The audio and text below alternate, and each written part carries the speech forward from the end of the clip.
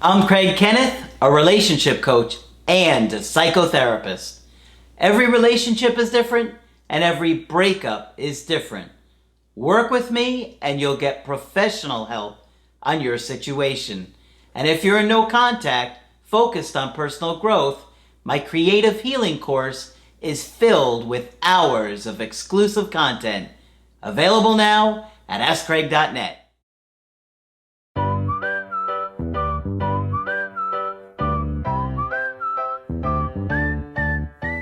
Hi there, I'm Coach Craig Kenneth. And I'm Coach Victoria. And today we're going to be talking about how to get her to think about you.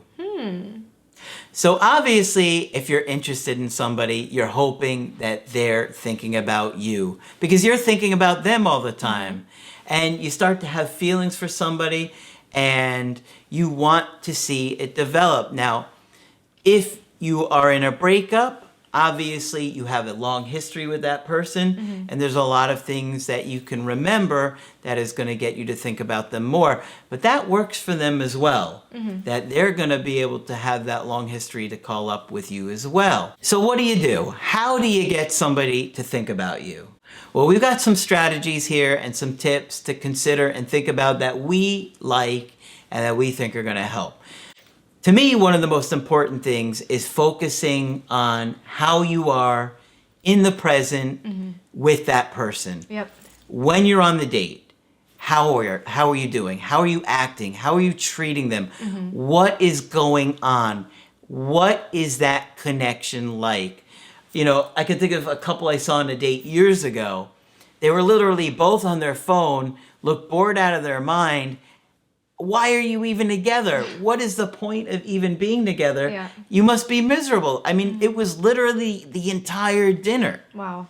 And so, you know, you don't want to be wrapped up in your own thing when you're supposed to be connecting with another person. Exactly. And it's that connection that makes the moment memorable. And it's going to come up in her mind over and over again. So being able to have a good time with her is going to make her feel like, wow, the time that I spend with him is more fun than the time I spend without him. And that's going to make her want to spend more time with you. Yeah, it's so true. If you're having more fun with that person, then they're going to want more of that time with you. And so now we know that over time, a relationship isn't going to be as fun and as exciting as it is in the beginning. That's just part of dating and the newness and the excitement that comes. Right. But that doesn't mean you can't have a lot of memorable moments. Right. And even after that moment has passed, that memory is going to come up if it was a fun, lighthearted one. And even after a relationship. I mean, I can think personally of people that I've dated in the past where we've had funny moments that, you know, I'm driving to work and the memory pops up and I'm laughing and for no reason. I look like a crazy person out here. But that's the effect of being able to be present and mindful and playful with your partner or somebody that you're dating. Absolutely.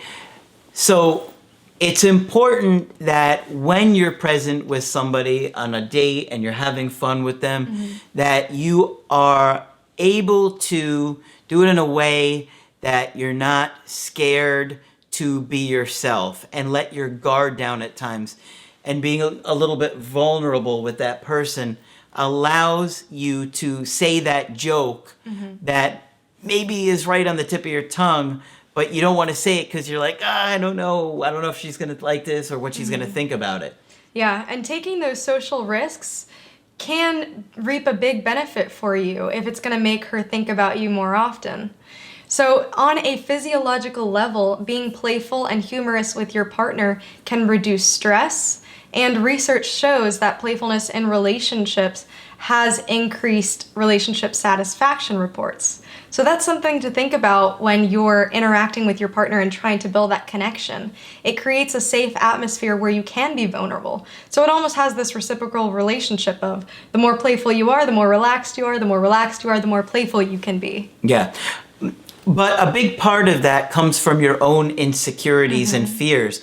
If you're afraid to be alone, then you're going to be afraid to mess up and you're not going to be more natural and be more of yourself or who you normally would be around friends and family that you know aren't going to reject you. So you have to work through your own insecurities and become more confident because you'll act more natural to who you normally are instead of, being afraid of turning the person off, and then you're not yourself around them and they can feel it and the connection feels off and then they get turned off. Right. And if you think about it, humor is a common trait that people name when talking about their ideal partner.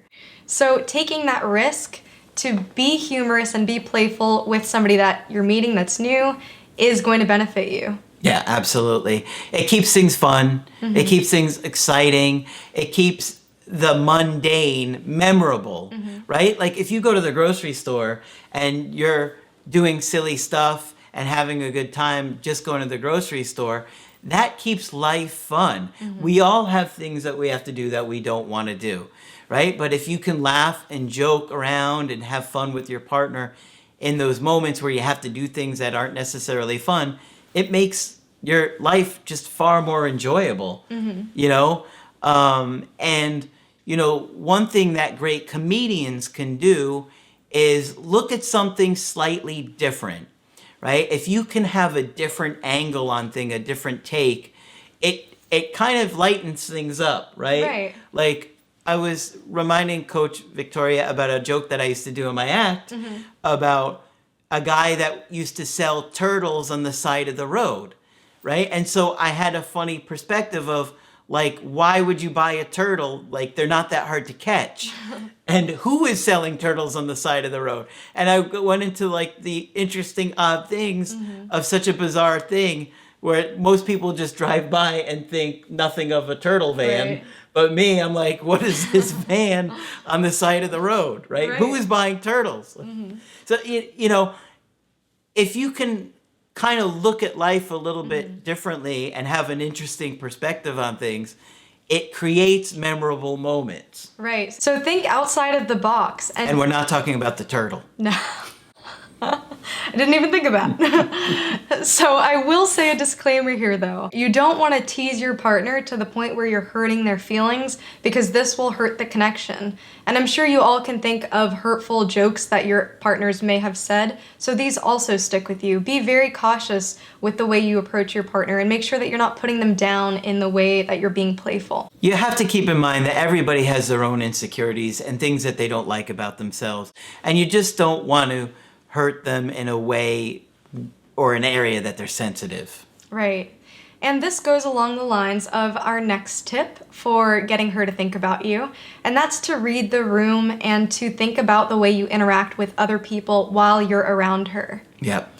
So this includes the waiter at the restaurant that you're at, this includes her friends, her family, because she's gonna see these interactions and then think to herself, if I'm gonna integrate this person into my life, this is how they're going to interact with the people that are closest to me or people around me in general. Yeah, I think this is just my opinion, but women are more socially conscious and aware of how people treat each other than men are. Men tend to be a little bit more insensitive or oblivious, but I think women are more astute to picking up social cues than we guys are.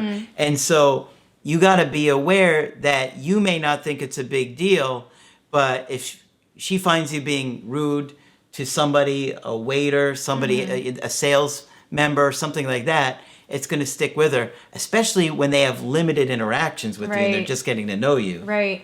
That's really critical, especially in the beginning. Our next tip to get her to think about you is to not be too available. Yeah, that's a big one because you don't want to look eager. I mean, it's nice to know when somebody's interested in you, but if their interest level is too much too soon, it can get a little weird, right? And your insecurities are going to cause you to do these things whether you realize it or not. I've talked about the girl who said she loved me 4 times on the second date. Yeah. Right? I mean, this wasn't somebody that had known me for a long time that thought, there were a lot of things that she liked about me and the friendship that we had. She barely knew me, right? And so those kind of things are, that was it for me. I'm like, whoa, you don't know me and you're telling me you love me. Yeah.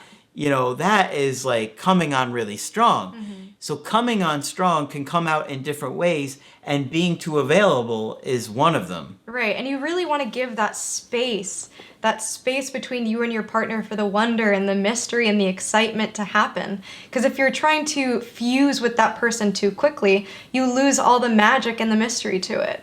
Yeah, you really do. And then it just kind of becomes boring, and it, just kind of fades off, like the excitement isn't there. If you have a good connection with somebody, you want it to last a long time. Right. And slow is actually going to be healthier for the relationship. Allowing them time and space to appreciate those moments that they've had with you. Right. The jokes, the inside jokes, the memories, the things that you did together.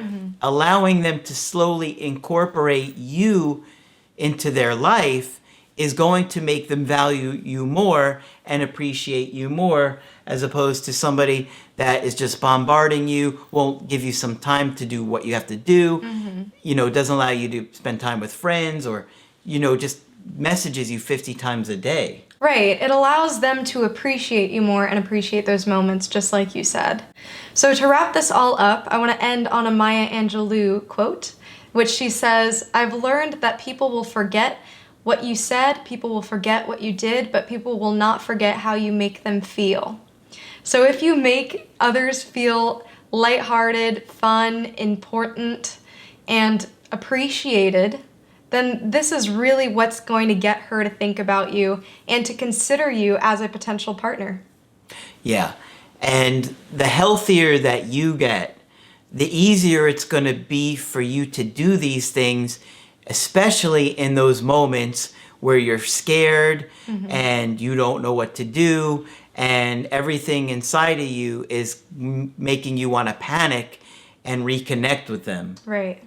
But getting to a good, healthy place is so critical to having balance and allowing a partner to come into your life in a balanced, healthy way. And then they'll start thinking about you more and more, because you're going to set yourself apart from all of the competition that is making all of these mistakes. Right. So hopefully you found this video helpful. Put a like on there if you did, and give Coach Victoria a thumbs up for her research on this one. Of course, if you want to get my help personally, you can go to my website, askcraig.net. Sign up for the coaching option that works best for you. I do email coaching and I do Skype. And Coach Victoria is training with us. I'll be here. And eventually you'll be able to do coachings with her as well. But that's it for this video. I'm Coach Craig Kenneth. And I'm Coach Victoria. And we will talk to you soon.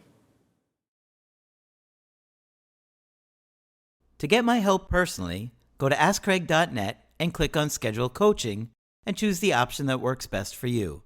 I do email coaching or Skype. To schedule a coaching with Margaret, click on Margaret on the top of the page and order a Skype with her. For the Knowledge Creative Healing course, click on the link at the top of the page and click Get Started Now.